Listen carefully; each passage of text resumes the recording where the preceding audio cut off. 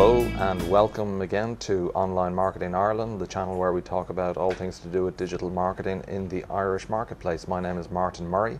I'm Managing Director of Interactive Return, and today we have the pleasure and privilege to meet with Mr. Damian Mulley of Mulley.net. Damian, you're very welcome. Thank you very much. Damian, you've been an online agitator, a thorn in the side of government and bureaucracy in regard to all things online and broadband access. Your blog, Mulley.net, is a great resource for everything to do with the online channel in Ireland. You're the founder of the Blog Awards and the Web Awards. You've been doing all things online for an awful long time here in Ireland, so we're really looking forward to getting your views on a few things. Thanks very much. That's some introduction.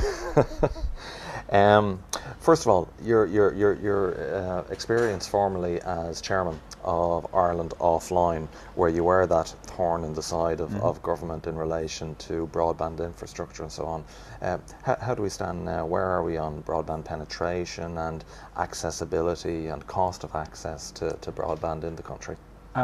Things have improved immensely over the past few years. Maybe the past 5 years, we've brought broadband to a lot more people, but we're still at 15% of the population that can't get access to any form of broadband. Who can't? Right. And the government are trying to get that to those people.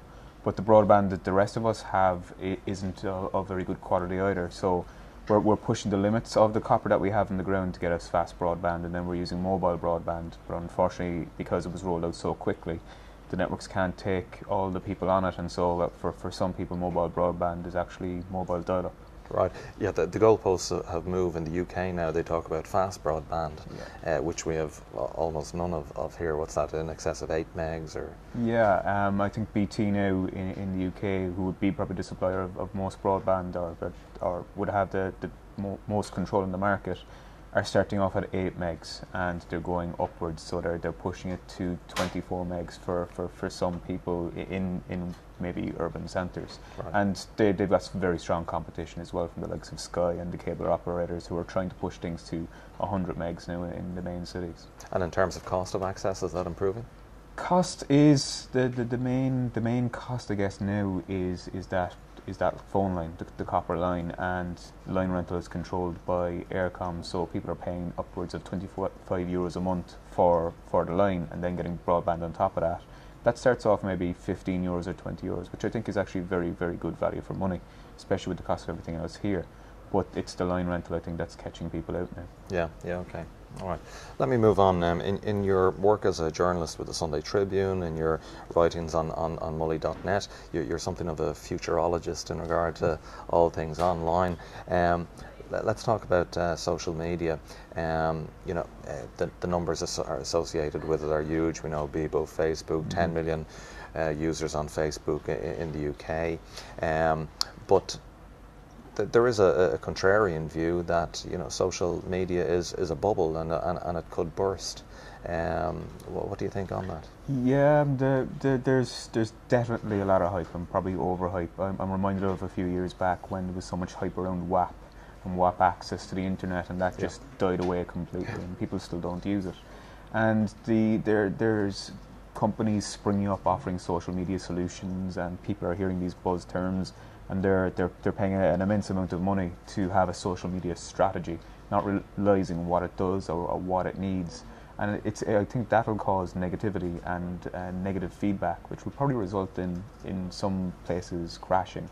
So there's definitely a bit of a bubble there. There's positive stuff to it, but I think it is being a bit overhyped, and things need to slow down a little bit, and people need to understand what they're actually doing and what they're using. I mean, for business, we need to figure out some real killer apps associated with social media that can really enable you to make contact with your audience. Yeah, I mean, everyone is there on either Bebo or Facebook, and there's 1 million people in Ireland who have broadband, and there's 1 million people on Bebo. There's 300,000 people on Facebook, and that's grown by 100% in the past year. So there's all these people on these social networks, but we still don't know how to engage with them and how to make a business out of it and how to do business with these things. Yeah. And you can't just tell companies you need to get onto these places and then leave it at that. Yeah. Something needs to be figured out. Okay. one of your many roles is as a trainer and a consultant in regard to online communications for businesses large and small, and for government departments as well.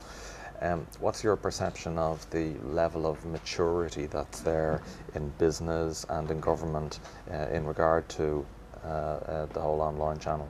I think it's very early days here in Ireland, and when you go back again to the broadband situation, we've been slow on that and slow on the take-up, and I think we're slow as well when it comes to social media. So there's a lot of people that are being ultra conservative.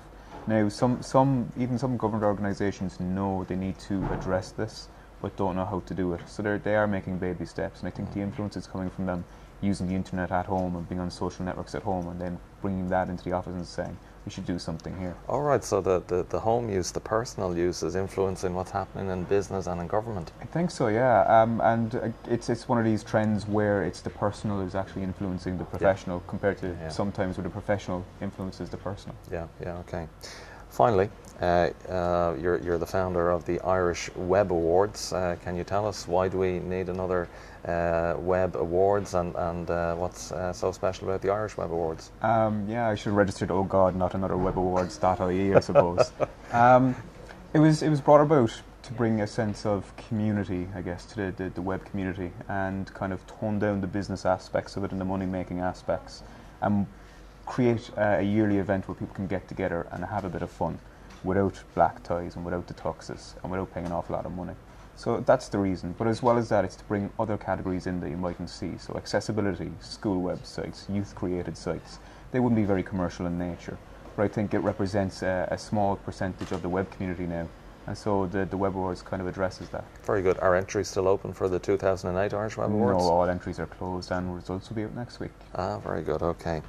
Damian Mulley, thank you very much for talking to us. Thanks.